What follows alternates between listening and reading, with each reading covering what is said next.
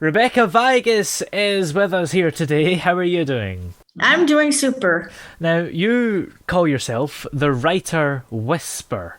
What does that mean? Why have you called yourself that?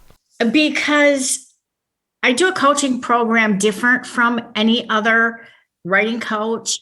I don't have a program that you can buy this level or this level. Yeah. I talk to the writer, get to know what their strengths and weaknesses are. And then my way of coaching is just kind of to whisper in their ear or be the little conscience on their shoulder, to nudge them in the right direction. Yeah. As opposed to having 30 people in a group, it's all one-on-one. Absolutely. So, what actually does a writing coach do? What is the process of it? The process has to do with, let's take one of my coaching clients right now. Hers is focus. Because she will start doing something and then get off on a tangent, and I have to bring her back so that she's still focused on what it is she wants to write. She has a great idea. It will make a marvelous book, but we got to focus on what needs to be written and not what we're thinking about over here. That may not be applicable to what she's writing right now. Maybe for something down the road, but not right now. And so a lot of times it's just that little nudge, just that little email once a day, Zoom call once a week that says, hey, where are we? What do we need to work on? How can I help? What do I need to do? And do you deal with all sorts of writers? Is it mainly books you do, or could it include journalists as well? I have a course. It's a 4-module course for freelance writers where I teach them everything they need to know to set up a freelance writing. But I work mostly with fiction writers. Yeah. I haven't turned away any genre. I've had some sci-fi writers I've worked with. I have those that are fantasy writers. I have some that are mystery. Some that are just hilarious because they write comedy, and that's not something I do well. So it kind of makes me broaden my horizons. Yeah, absolutely. So how did you first start to get into writing coaching? Were you a writer yourself to begin with? I've been writing since I was 10 years old, Wow. which is well over 50 years now. I had a teacher tell me at age 10 that with my imagination, one day he would see me in books. And I believed him. And so my goal from then on was to be a writer. I took every writing class I could take in high school. I went to college. I have this humongous English language and literature major. Wow. Took all the writing classes I could take in college. Had a writing professor tell me that I had talent, but she didn't know how to tell me how to develop it. And I'm going, okay, why am I sitting in your class? Probably because I liked the professor. I paid for the class, but I have read extensively on writing. I took a James Patterson writing course. When I did my master's degree in reading and learning disabilities, we looked at the reading-writing connection, which gave me more background in writing. I've been published for about 43 years. My first book was poetry, and I did the typing, on an old manual typewriter. Wow. Yeah. Yeah, that's how old I am. Yeah. I put it all together. I took it to copy place and had, 75 copies made. And then I hauled it down to a printing company and had them bind it into a hardcover book. It was probably about 43 pages and ended up giving most of them away. I think I sold 2. It's Yeah. was not profitable, but it was an education. Yeah. Having gone through the whole process of learning about writing, do you think that's made you an even better writing coach because you've learned loads of stuff? Yes, I've learned a lot. I've had a writing coach, which has also taught me more. And I just think if I can give back to people who want to write and are kind of lost at where to start, don't know which direction to go, that maybe I can. And this is how I do it, is by coaching. Yeah. And I don't have, $1,000 price tag. I'm not a mega coach or anything like that. I look at your budget. What can we work in your budget? What is it you really need? And let's go from there. Yeah, absolutely. Have you ever had a client that's done a genre that you haven't written yourself or don't really have much experience in and kind of struggle to help them? Yes.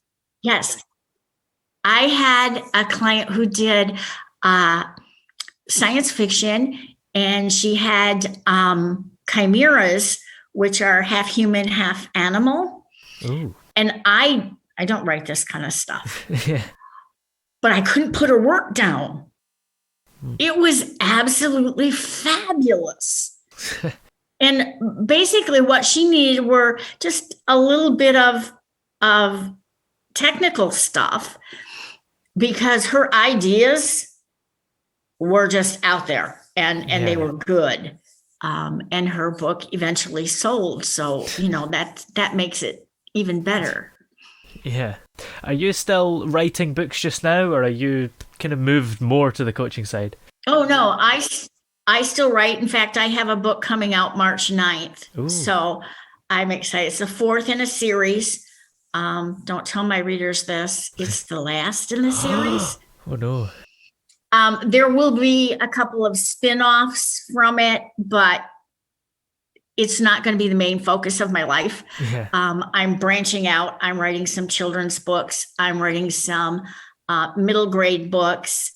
And, I have some other characters that are just screaming to get onto paper and into a book. So I'm kind of listening to them. Yeah. I have a book scheduled for 2022. Ooh. Titled Chaos, that introduces an investigative reporter.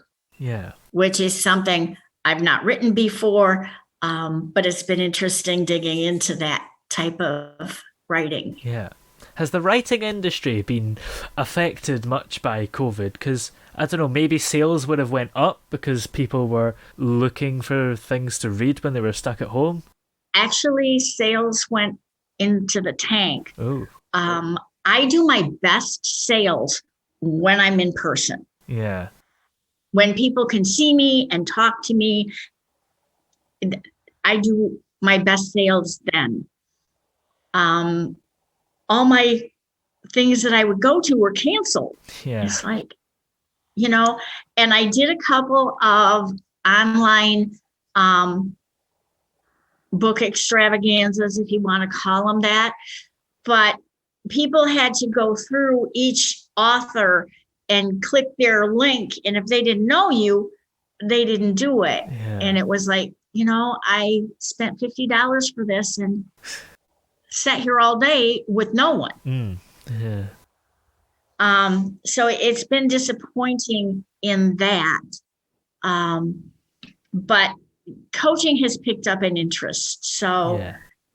It's kind of one or the other, or a mix of both. Yeah. Coaching might pick up an interest because right at the start of this, a lot of people said that they were going to start writing a book. Do you feel like that's actually happened? I do. I feel like that's actually happening. And I tell my coaching clients, if you think you want to write and you don't know where to start, take 3 notebook pages, 8.5 by 11.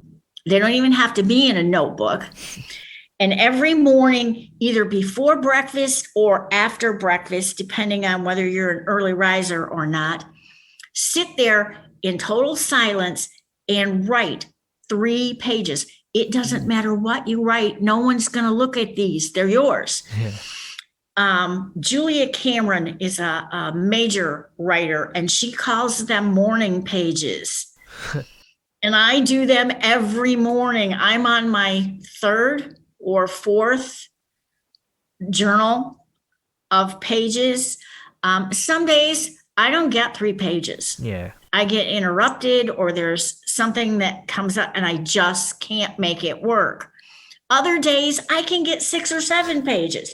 So the idea is that you are writing, and that's where it starts. If you're not writing something every day, we're going to have to struggle as I coach you. Yeah. Because you really need to do it. I don't need to read them. They're yours. Write down your frustrations, write down your goals, write down, the neighbor's dog's been barking all night. You've been up. It doesn't matter as long as you're writing. Yeah, that's a good idea. And you also owned a small press for a while as well. I did. I owned Lilac Publishing. I had 4 other authors.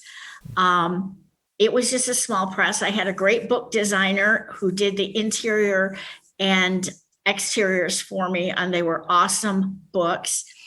But he went into publishing himself and was no longer going to take outside design jobs. Oh. And so I lost him at the same time Amazon closed CreateSpace, and they changed everybody to KDP, which was going to cost more. Yeah. And I'm going, really? This isn't worth it. And so I notified my authors via email that I was announcing that at the end of the month I was closing, and these are the reasons why. And here's what I can do for you so that you're not just out there floundering. One has found a new publisher, and I've released all of her works to her. Yeah. I never kept theirs. They could always have them. One is working on 2 different books, and I'm excited about that. One has stopped writing altogether, and one has given me 7 children's books and said, can you please help me get them published? So I have that on my back burner to do. I've hooked up with, I think, someone who's going to be a good illustrator, and we will get them illustrated and published. Yeah, that's good.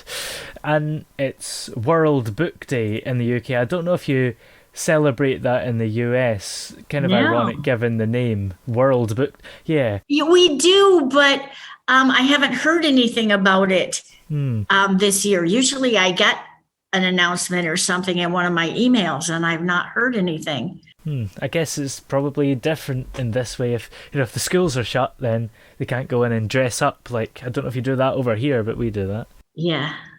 So, not that I know of. We usually have designated people who will distribute books for us.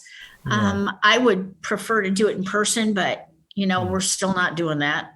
Yeah. Well, where are we able to check out your writing coaching services and also find your books? Okay.